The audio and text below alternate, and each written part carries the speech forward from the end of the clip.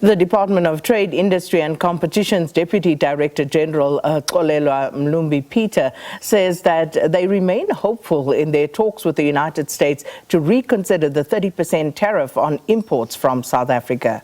Ministers Park Stow and Ronald Lamola for the DTIC and Department of International Relations respectively say that projections are that 30,000 jobs are likely to be affected by Washington's decision that will come into effect later this week. The DTIC has announced a raft of support measures for impacted industries to try and counter the possible jobs bloodbath. We remain hopeful. Of course, it's really a complex environment, and I think not only for South Africa, but for all the United States trading partners. But what is important is to continue to engage. At least what is important for us and is an important factor in terms of the South Africa-US dynamics. We are the US's biggest trading partner in the continent, biggest investor in the US from the continent, and therefore we do have complementarities that require continued engagements to find each other.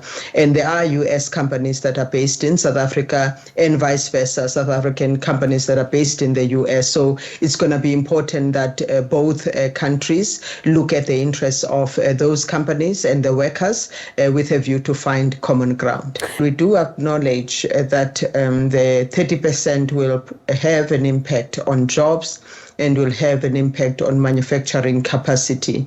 The important issue for us is to continue to engage the US with a view to finalize a deal that will assist to move us forward. So we are continuing to engage with the US and reach out to the US, but also engaging the affected sectors.